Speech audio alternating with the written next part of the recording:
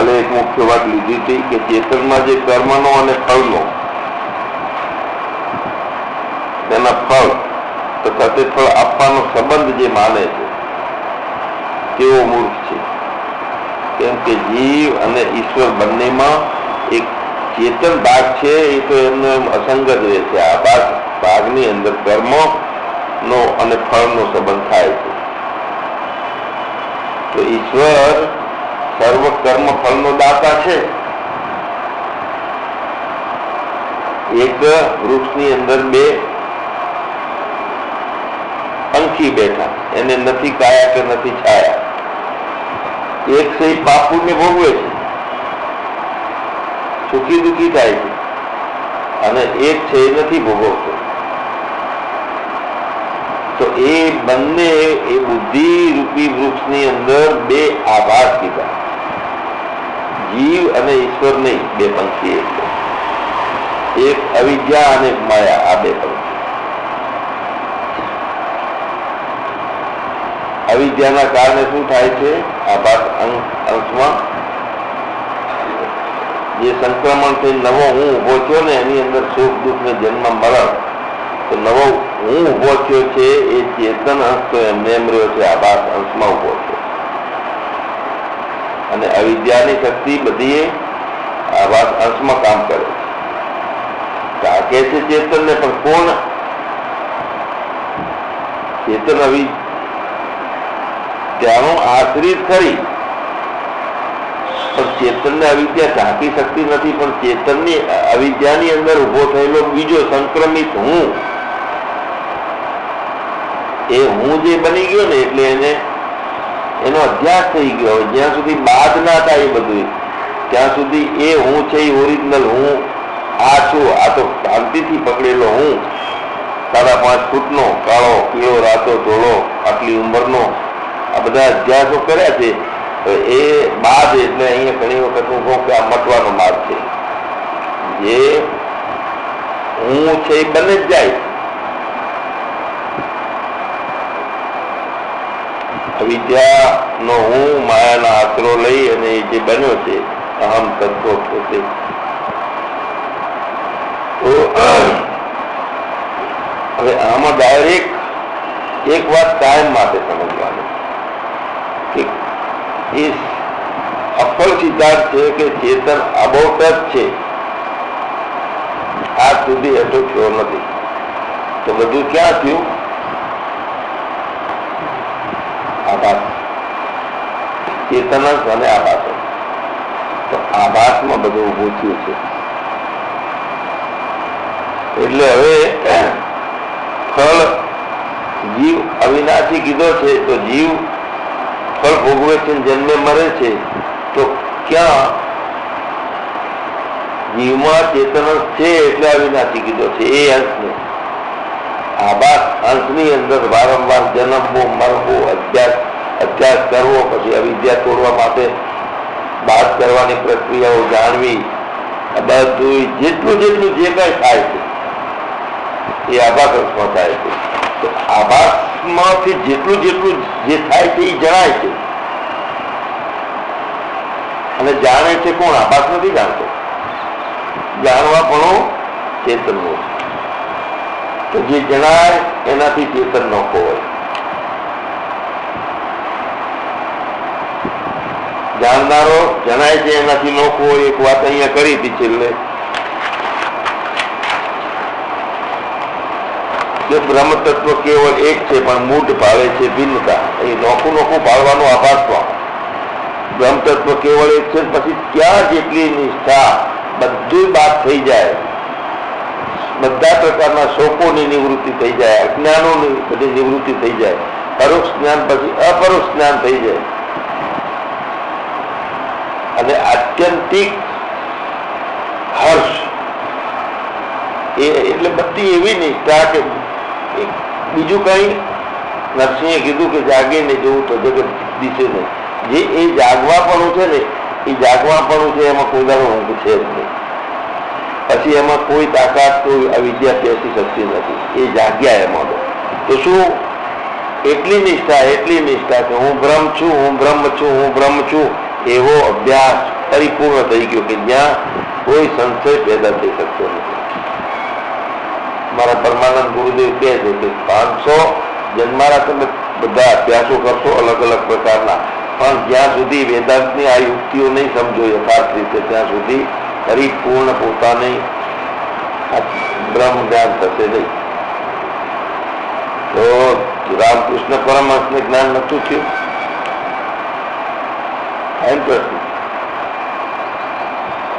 તો એ પાછળથી અભ્યાસથી થયું, પણ એ તોતાપુરી આયા, આકાશવાણીથી વાત થઈ કે આવે છે તો એનું નિર્ગુણ નિરાકાર જ્ઞાન કરી લીધું નિર્ગુણ તત્વ. અને હવે બાકીનું એટલી એમની કેટલી નિષ્ઠા હશે, પરોક્ષ જ્ઞાનમાં વક્તા બની શકે. કારણ કે અવિદ્યા પરોક્ષ જ્ઞાનથી બધી તૂટી જાય. એટલે બોલવાનું, સમજવાનું, એવી રીતને રહેવાનું, એવી સ્થિરતામાં રહેવાનું, બીજો ના રહેતો તેનો વિવેક, આ બધું પરોક્ષ જ્ઞાનમાં થાય. પણ અપરોક્ષ જે જ્ઞાન છે એની અંદર આ એક જ વાત આવે કે મેરે આપણે જીવા સુખ ના આવે. તો એ બોલવામાં આવે ના બોલવામાં આવતું હોય તો બોલવાનું થતું હોય. એક એવી નિષ્ઠા કે આભાર બાબત કશું છે, ઈશ્વરે જીવી નથી, બોલવાનું નથી, ખાવાનું નથી, ના કુછ હે ના કુછ હુઆ. એક શબ્દ બોલાતા હોય પણ પોતાનું જે હોવાનું છે ને અનંતતા, વ્યાપકતા સાથેનું, અને અનંતતા અને વ્યાપકતા જાય, અનંતનો બે તંત તૂટી જાય. અપરોક્ષ એટલે વ્યાપકતા, વિભૂષમ નભ સૌ બ્રહ્મ હે નહીં મેરે નહીં દૂર. બધું જ જે કહે અંદર સમજમાં, બુદ્ધિમાં જે આવતું હોય તે જાય, તો પછી જ્ઞાન ક્યાં થાય? જ્ઞાન રૂપને શું જ્ઞાન થાય? પોતે જ્ઞાન હોય જ્ઞાન થાય. આવશે વાત મુશ્કેલ એનો અભ્યાસ આગળ. તો જે લોકો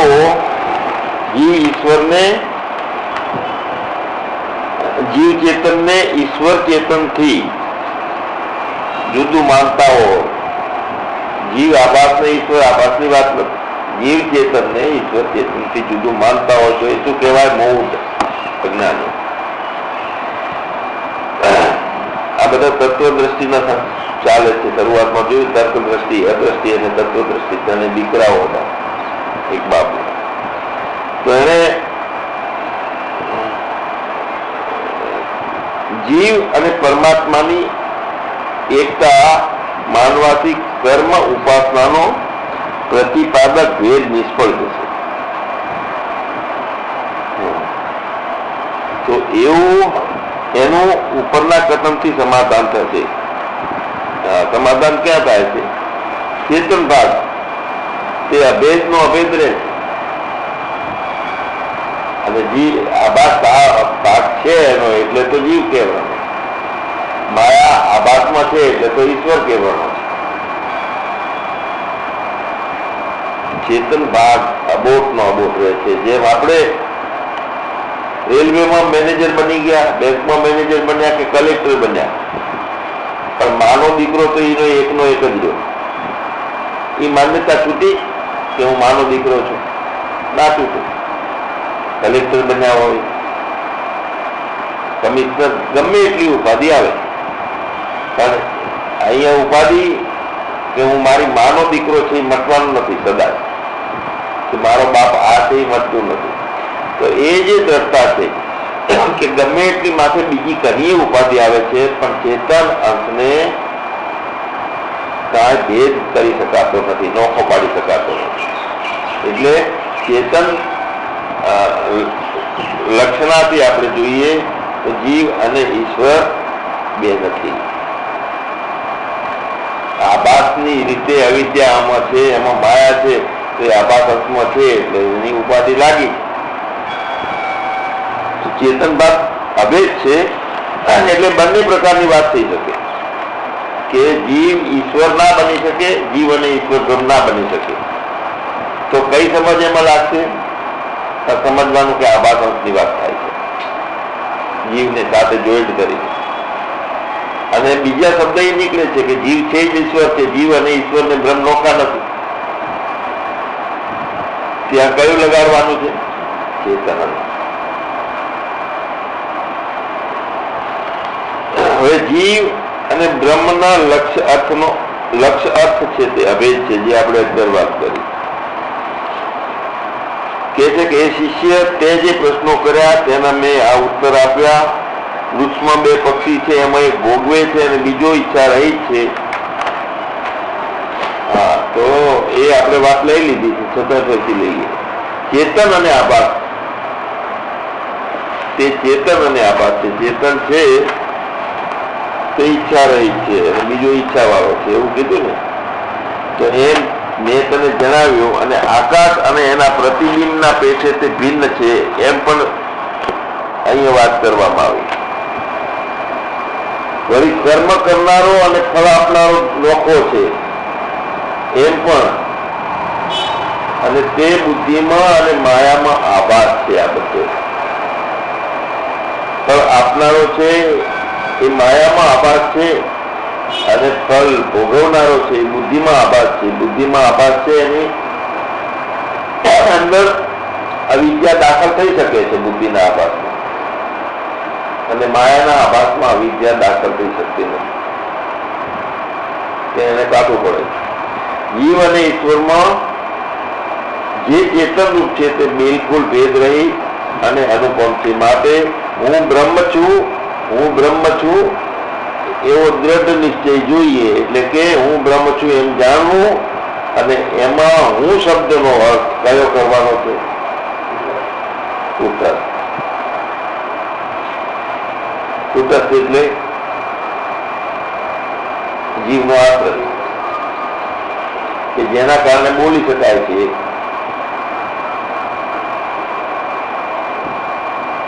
એ જ બ્રહ્મ. પણ એટલે કુટસ્થ કીધું કે એ એક ભાગના આશ્રયથી, કુટસ્થના આશ્રયથી જીવાત્મા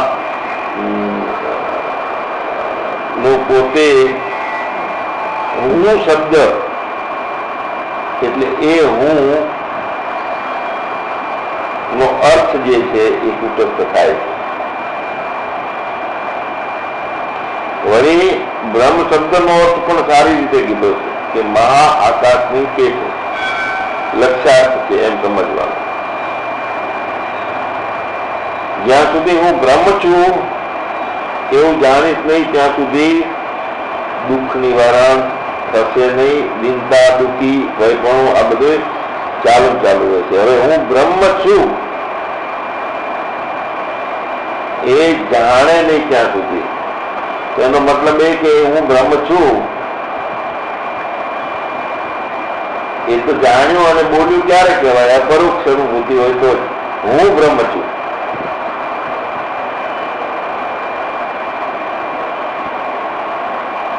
ચેતન બ્રહ્મ છે, આ જળ છે, વિવેક છે, એ બધું અપરોક્ષ. પરોક્ષમાં જ્ઞાન થાય, પરોક્ષમાં કે બ્રહ્મ છે, પણ હું શબ્દ એની અંદર સાથે લાગ્યો છે. પોતાને બાકી બધું ઉડી ગયું અને પોતાના સાથે પોતે જ કહે છે કે હું જ છું. તે અપરોક્ષ અનુભૂતિ. હું બ્રહ્મ છું એમ જ્યાં સુધી નહીં જાણીએ ત્યાં સુધી બીજું યથાર્થ રીતે મિથ્યા નહીં બને. સ્વપ્ન સાચું લાગવા લાગે, આ સપનું છે. તો એમાં પાછા ફરી ક્યાંક દુઃખ, ક્યાંક શોક, ક્યાંક ભ્રાંતિ, ક્રોધ, આ બધું દાખલ થઈ શકે. હું બ્રહ્મ છું એ હું અવિદ્યાનો હું, માયાનો હું અને પોતે હું. તેમ હું નથી, પણ હું તો એક જ છે.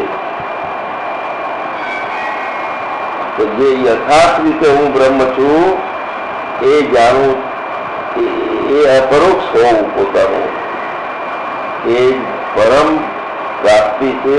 એ જ મુખ્ય હેતુ છે આપણો અભ્યાસનો, જીવનનો, મનુષ્ય જન્મનો. તે શિષ્યએ એવો પ્રશ્ન કર્યો હતો કે એક વૃક્ષમાં બે પંખી, એક કર્મફળ ભોગવે અને બીજો ઈચ્છા રહિત, માટે જીવ બ્રહ્મની એકતા થાય નહીં. ના થાય. આભાસ ક્યાંથી થાય? ભોગવવાનું અને ફળ આપવાનું બંને આભાસમાં થાય. તો આ ઠેકાણે પક્ષી શબ્દ વડે જીવ બ્રહ્મ સમજવા નહીં, પણ કુટસ્થ અને બુદ્ધિમાં કુટસ્થનો આભાસ એમ બે સમજવા. તો તે બે પરસ્પર ઘટાકાશ અને આકાશની છાયાની પેટે અલગ છે. ઘટાકાશની અંદર કોઈ આકાશની છાયા નથી અને મેઘાકાશમાં છાયા છે. મેઘાકાશ આકાશ તો એમને છે તે આકાશ છે, પણ કળામાં પાણી ભર્યું કમ્પ્લીટ અને એની અંદર જોઈએ છીએ જે ઊંડાણ દેખાય છે તે ઘટાકાશ. તો એમને જે આકાશ છે એ શું? એને કુટસ્થ તરીકે કીધું. એની અંદર કોઈ છાયા નથી, ઊંડાણ નથી, દેશ નથી, કાળ નથી, વસ્તુ નથી, ભેદ અભેદ કાંઈ જ નથી. કુટસ્થ છે તે ચેતન છે, તે બ્રહ્મ છે, કુટસ્થ. ધડો એમને છે, એમને છે તો આકાશ તો છે.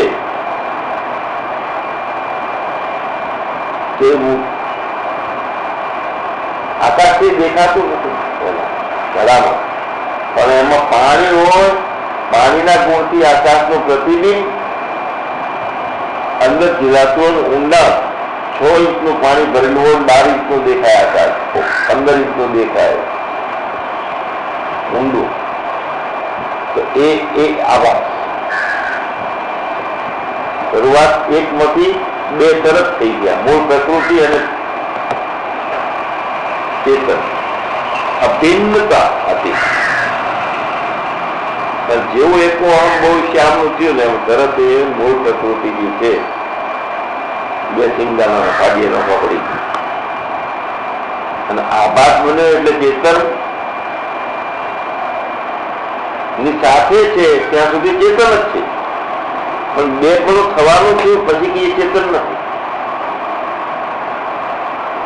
એટલે અનભિગ્ન છે. મૂળ પ્રકૃતિ અનભિગ્ન છે અને અભિન્ન છે. અભિન્ન હોવા છતાં અનભિગ્ન. પાણી સમુદ્રના પાણીમાં નદીનું પાણી ભેળું ભેળું છે તો અભિન્નતા થઈ. એ રીતે મૂળ પ્રકૃતિ જે છે મહદ પ્રકૃતિ એ અભિન્ન છે પણ અનભિગ્ન છે. અને અનભિગ્નમાં મહદ પ્રકૃતિની અંદર દેશ કાળ અને ગુણો નો જેમ પ્રસારો એની અંદર થયો એમ એના ભાગ પડતા ગયા છે. એમાં માયા ઉભી થઈ, એમાં જીવત્વ ઉભું થયું, એમાં કર્મો ચાલુ થયા, જન્મ મરણ આ બધું એનો વિસ્તાર ચાલે છે. તો જ્યાં સુધી એમનું એમ છે એને લક્ષ કરવાનું, બાકી ઉભું થયેલું છે એને સમજવાનું છે કેવી રીતે ઉભું થયું.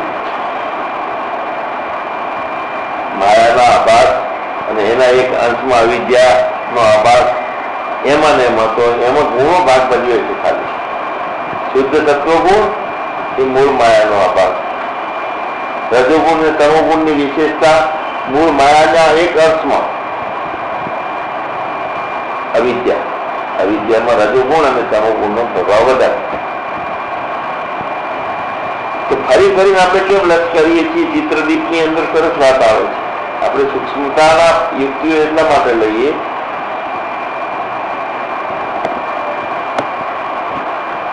આ રૂમાલ છે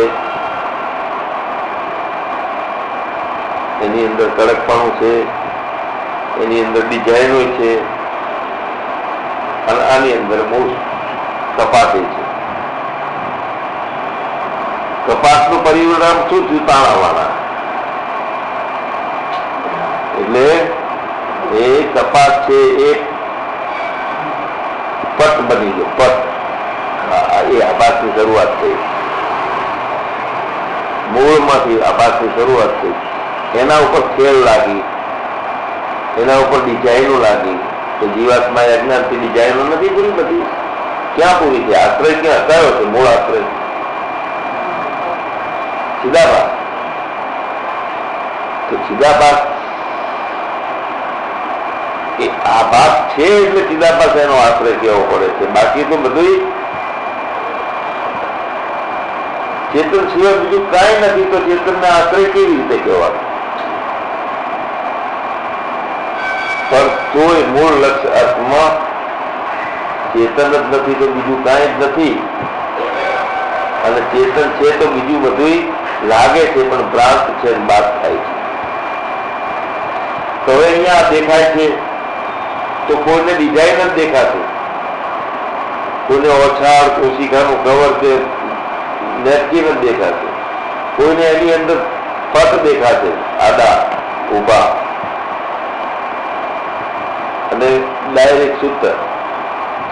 આ તો એક યુક્તિ પણ પોતાના અપરોક્ષ અનુભૂતિમાં જ્યારે બાદ કરવાનું જે સામર્થ્ય પેદા થવું ને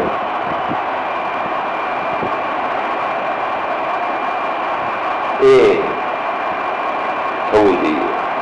તો અહીંયા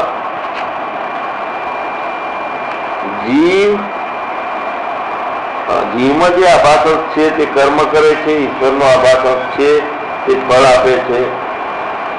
જીવ ઈશ્વરમાં જે ચેતન છે તે ભેદ રહિત છે એ આપણે જાણી લીધું છે. તો એ લક્ષ્યાર્થ આપણે અભેદતાને કરવાનું છે. જેટલા અર્થો છે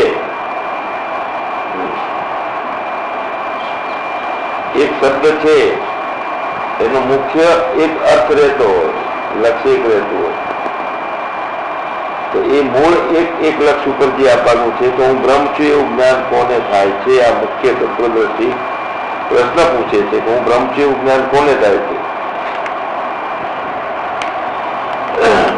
અહીંયા કહે છે કે હું બ્રહ્મ છું એવું જ્ઞાન કુટસ્થને થાય છે કે આભાસ રહિત બુદ્ધિ થાય છે? આભાસ રહિત બુદ્ધિ હોય જ નહીં. તો જો કુટસ્થમાં થાય છે એવું જ્ઞાન એમ કહીએ તો એ વિકાર આવી ગયો એનામાં, તો એ આભાસમાં પ્રવેશ થઈ ગયો છે, આભાસ જ બની ગયો કુટસ્થ. કુટસ્થમાં જ્ઞાન થતું હોય તો એ વિકારી છે. અને આજ સુધી એટલો નથી બન્યો, અવિકારી થયો નથી, એનામ કેવી રીતનું જ્ઞાન થાય હું બ્રહ્મ છું? તો જો આભાસ સહિત બુદ્ધિમાં કહીએ આપણે તો હું બ્રહ્મ છું એવું જ્ઞાન જે આભાસ સહિત બુદ્ધિને થશે એવું આપણે કહીએ તો એ ભ્રાંતિ ઠરે છે. કેમ ભ્રાંતિ ઠરે છે? કે બ્રહ્મનો વિષય બુદ્ધિ કરવા દે, એના કરતા બ્રહ્મ કરતા બુદ્ધિ વધારે આગળ છે તો બ્રહ્મને જાણી શકીએ. આ ભ્રાંતિ છે, દોષ છે. કુટસ્થ અને બ્રહ્મ એક છે અને આભાસ નોખા છે. માટે બ્રહ્મથી ભિન્ન જે આભાસ એનું બ્રહ્મ રૂપે જ્ઞાન તે ભ્રાંતિ કહેવાય. કારણ કે વસ્તુ જ નોખી છે આખી.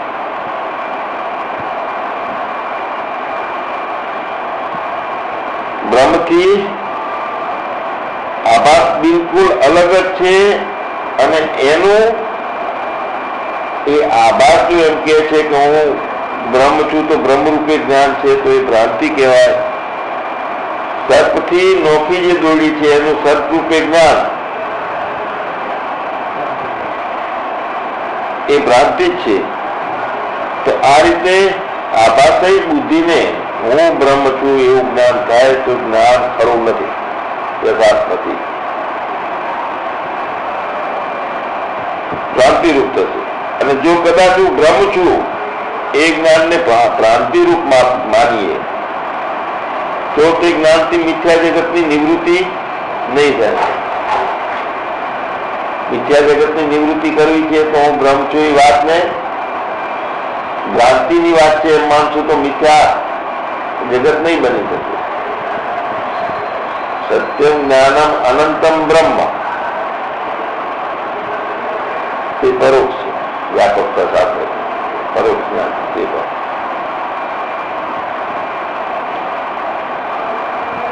હું બ્રહ્મ છું એ જ્ઞાનને ભ્રાંતિ રૂપ આપણે માનીએ છીએ તો જગત મિથ્યા છે અને જગતની નિવૃત્તિ નહીં થાય. હવે અહીંયા નિવૃત્તિનો અર્થ આપણે એવો છે, અજ્ઞાનની નિવૃત્તિ, જગતની નિવૃત્તિ. નિવૃત્તિ એટલે નોખું પાડવું જગતને પોતાનાથી બાદ. મિથ્યા શબ્દનો અર્થ બાદ. એટલું જેટલું બાદ થતું જાય એટલું એટલું પોતાનું ચમક વધતી જાય, સમજ વધતી જાય, અને એટલું બધું બાદ થઈ જાય કે આ બાદે બાદ થઈ જાય, અવિદ્યા બાદ થઈ જાય. દ્રશ્ય માત્ર જે છે, પ્રતીતિ માત્ર જે જેનો ગુણ છે એમને જણાય છે, કારણ કે જાણનારા આભાસમાં થાય છે. જ્ઞાનીને આ સૂર્ય ઉગી ના દેખાય, દેખાય જ નહીં. એને કયા ક્ષેત્રમાં દેખાય છે એને જ્ઞાન હોવું જોઈએ. જાગવાના જેવા પ્રતીતિ માત્ર જે ખબર પડી જાય કે પાણી નથી, એમાં જમીનને હલાવતું નથી, તો જાણી ગયા તો આપણે લોટો લઈ નહીં દોડીએ, પણ બીજા દિવસે દેખાવાનું બંધ ના થઈ જાય. જગતની નિવૃત્તિ કરવાની છે, મતલબ પ્રતીતિમાંથી નિવૃત્તિ નહીં, બાદ થાય પોતાનામાંથી જે ધારણાઓ જેટલી જેટલી થઈ છે. સમજી લોકો ઘણી વખત કહું કે મોટું તપેલું છે ને એની અંદર 50 પ્રકારના વાસણ પડ્યા છે, અને એમાં બંનેમાં અધ્યાસ થતો હોય વાસણ ને તપેલા. વાસણો તપેલું વાકી છે, તપેલાને હું માનતી હોય, તપેલું વાકીને હું છું એમ માનતી હોય. અધ્યાસ કેવો હોય તો એ અધ્યાસ જેમ વાકી બાર ગાડી નોખી લઈ ગયા, ગ્લાસ લઈ ગયા, એકબીજા પોતે એમને પોતાનામાંથી બાદ થતું નહીં. બહાર પડેલું ભલે ચેતન છે દેખાશે, તપેલું ચેતન છે બારે ગઈ, મારામાંથી બાદ થઈ. દ્રઢ નિશ્ચય પોતાની સ્થિરતાનો હોય તો એની અંદરથી બાદ થતું આપણે અવિદ્યાથી અંદર ભેગું થતું જણાતું હતું આભાસમાં, એમ આભાસમાં બાદ થતું દેખાય. પણ છેલ્લે જયારે આભાસ જે છે એની એવી શું પ્રક્રિયા થતી હશે કે આભાસ નહીં રહેતો હોય અને પોતે હું બ્રહ્મ છે સ્વયંને જ્ઞાન થતું હોય, એ જાણવાની છે. બધી ક્રમિક ક્રાંતિઓ, બધી જેટલા જેટલા પ્રશ્નો છે ને, મિથ્યાની નિવૃત્તિ, જગતની નિવૃત્તિ ભ્રાંતિ રૂપ જ્ઞાનથી થતી નથી. જેમ કે દોરડીના આશ્રય, દોરડીના યથાર્થ જ્ઞાનથી જ મિથ્યા તત્વની નિવૃત્તિ થાય છે. તો આ રીતે હું બ્રહ્મ છું એનું જ્ઞાન આભાસ સહિત બુદ્ધિમાં પણ સંભવતું નથી. આ એક જવાબ. હું બ્રહ્મ છું જ્ઞાન આભાસ સાથેની બુદ્ધિમાં સંભવતું નથી, અને કુટસ્થમાં સંભવતું નથી. હું જ્ઞાન છું, કારણ કે કુટસ્થમાં હું જ્ઞાન છું એ થાય તો એ વિકારી કરે છે. દહીં કેવું જ્ઞાન કહો, હું બોલું કે હું બ્રહ્મ છું તો હું બોલવામાં નથી આવતું એવો ખ્યાલ દે. હું અનંત છું તો અનંત મારા પોતાના નથી આવતી એવો ખ્યાલ દે. એવો હોય મતલબ કે ધન દેશ કાળ અને વસ્તુથી કાપી ના શકાય, અને દેશકાળ અને વસ્તુ કઈ છે જ નહીં. છે એ કહેવામાં આવે છે ત્યારે તો બાદરો આભાસથી થાય હોવા પણ ના કુછ છે ના હોવા ના હોવન હાથ, આ એક પોતાની પરોક્ષતા છે. જલકમલવત કહીએ, વૃત્તિઓને ઘનાકાર કહીએ, લાડવો બની ગયો બધી વૃત્તિઓનો. તો આ બધી પ્રક્રિયાઓ શબ્દોની જે છે ને, બધા શબ્દોનો મુખ્ય અર્થ એ છે કે લક્ષ્ય જે થતું હોય તે મુખ્ય અર્થ. શબ્દો છૂટી ગયા,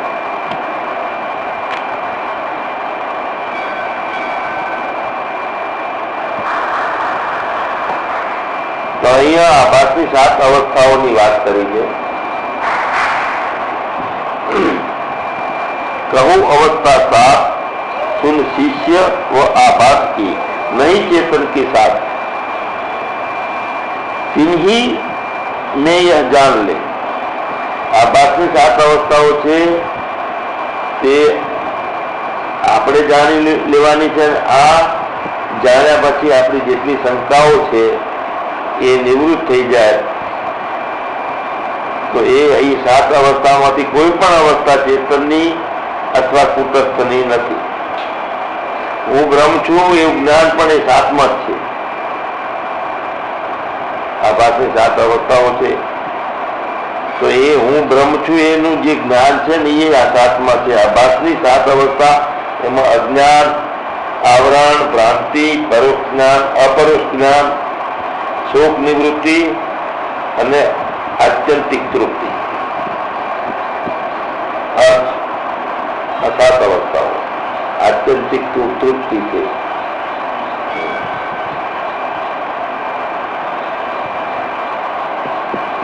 કેવી રીતનું વર્ણન એની પછી આત્યંતિક તૃપ્તિ એ આભાસની અવસ્થા છે.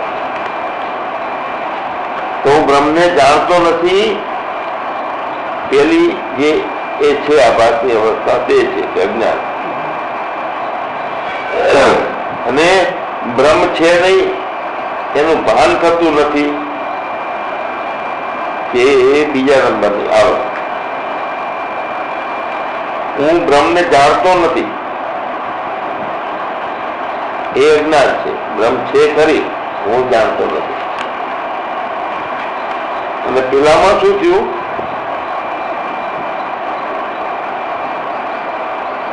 છે ખરીની વાત આમાં નથી લેવાની. હું બ્રહ્મને જાણતો નથી તે અજ્ઞાન અને એનું ભાન થતું નથી તેને આવરણ કે.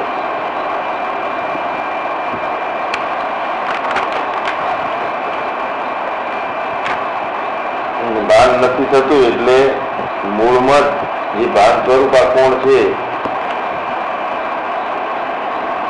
બહુ જ ઊંડાણથી મનન કરીએ તો આ બધી સૂક્ષ્મ વાતોની મજા આવે. નહીં તો બધું હજુ તો આનાથી એવી રીતનું આવે છે કે ભેદ નું અભેદ થવું ને એ આ બુદ્ધિને લીટા લેવડાવે સમજે. પણ જયારે વ્યવસ્થિત રીતે એકાંતથી બરોબર સમજ્યા હોઈએ કારણ કે સમજવાની સાથે સાથે સમજવું એટલે શું? સમજવું એટલે મનનની સાથે અંદર નીકળી જાય કરો એ જ મુજબનું પોતાનું હોવું એ પોતાનું દર્શન થાય. અને પછી છેલ્લે શું થાય? સમજી લો કે અસંગી છે, વ્યાપક છે, અવિનાશી છે તો બધું આભાસથી જ થશે. તો આભાસ એવો બનતો થશે કે હા હું જલકમલવંત છું. હા હવે બહુ જ મસ્ત છું, બહુ જ હર્ષ છે, બહુ જ અત્યંતિક તૃપ્તિ છે. આ બધું સાંભળીએ છીએ તો સાંભળતા જેમ છે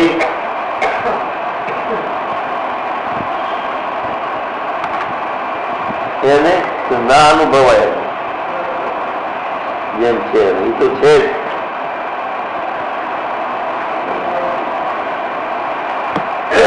બ્રહ્મ છે નહીં તથા એનું ભાન પણ થતું નથી એવું જયારે આપણે કહેતા હોઈએ ત્યારે એમ કહેવાના હેતુને આવરણ છે. આવરણ કીધું છે નહીં અને ભાન પણ થતું નથી. તો આવરણ ઉપરથી કયો એવો વ્યવહાર થાય છે? એટલે કે કહેવાનું પાણીનો વ્યવહાર થાય છે. કારણ કે અજ્ઞાનની 2 પ્રકારની શક્તિ છે.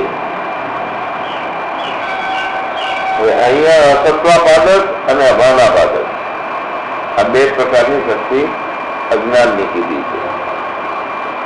તો વસ્તુ નથી એવી પ્રતીતિ કરાવનારી અજ્ઞાનની શક્તિ વસ્તુ નથી. તો એ અજ્ઞાનની શક્તિ છે એ અસત્વપાદક છે પણ વસ્તુનું ભાન થતું નથી. એવી પ્રતીતિ કરાવનારી અજ્ઞાનની શક્તિને અભાનાપાદક છે.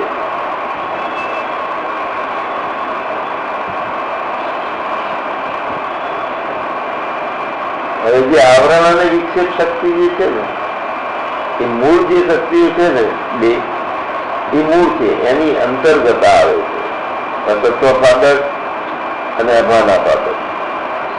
અસત્વપાદક એટલે કે નથી, અસ્તિત્વ એનું નથી. અભાનાપાદક એટલે જેનું ભાન થતું નથી. તો એ જ્ઞાનની શક્તિ, એ પ્રતીતિ કરાવનારી અજ્ઞાનની શક્તિ એક અભાનાપાદક છે અને એક અસત્વાપાદક. આ બે શક્તિઓ છે. તો બ્રહ્મ નથી એવું જેના લીધે થાય, બ્રહ્મ નથી એવું જેના લીધે થાય, તો કોના લીધે થાય? અજ્ઞાનથી થાય. પણ અજ્ઞાનમાં અસત્વાપાદક શક્તિ જે છે એનાથી થાય. બ્રહ્મ નથી એ અજ્ઞાનના લીધે, પણ અજ્ઞાનમાં ઘણી જાતના અજ્ઞાન થાય છે. તો બ્રહ્મ નથી એવું અસત્વાપાદક જે શક્તિ છે અજ્ઞાનની, એના લીધે થાય છે. પછી બ્રહ્મનું ભાન થતું નથી એવું કોના લીધે થાય છે? તો એવું અજ્ઞાનની અભાનાપાદક જે શક્તિ છે એના લીધે ભાન થતું નથી એવું. તો એ બંને શું થયું? આવરણના બે ભાગ પડ્યા, અસત્વાપાદક અને અભાનાપાદક. પડદામાં બે ભાગ પડ્યા. તો અહીંયા ભ્રાંતિનું વર્ણન છે. જન્મ મરણ, પરલોક ગમન, આલોકમાં આગમન, પુણ્ય પાપ, સુખ દુઃખ, જે કઈ સંસારની પોતાના સ્વરૂપમાં એટલે કે કુટસ્થમાં જે પ્રતીતિ થવી એને ભ્રાંતિ કહે છે અને એને જ વિક્ષેપ.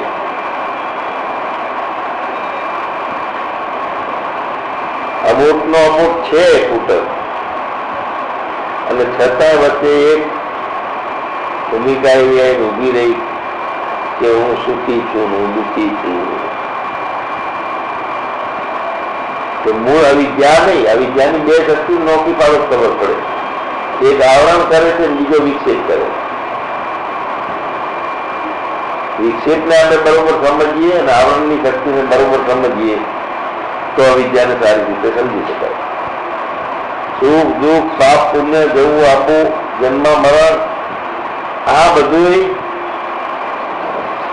પોતાના સ્વરૂપમાં એટલે કુટસ્થમાં નથી અને છતાં પ્રતીત થાય છે કે મારામાં છે.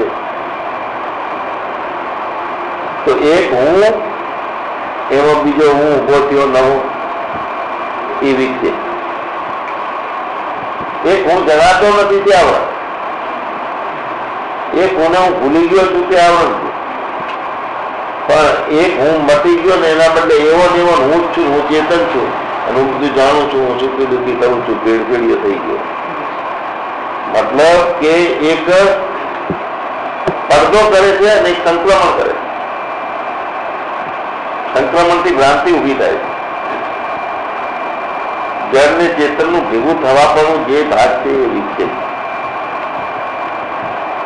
અને ચેતનને બિલકુલ એક રાખે અને વિક્ષેપમાંથી જે ઉભું થયું હોય એ આવરણના પોતાના ભાગમાં જ બધું દર્શન કરે છે. પછી હું જન્મ્યો, હું મર્યો, હું નાનો, હું મોટો. તો બે અનેક વિવિધતાઓનું દર્શન થાય છે. તો એક મોટી અને અનેક બન્યો તે વિક્ષેપ શક્તિ, અને અનેક એક ક્યારે બને છે? તો આવરણનો પડદો હટે છે ત્યારે. અનેક છે એ એકમાં આવીને ઉભો રહે છે. સચ્ચિદાનંદ ભગવાનની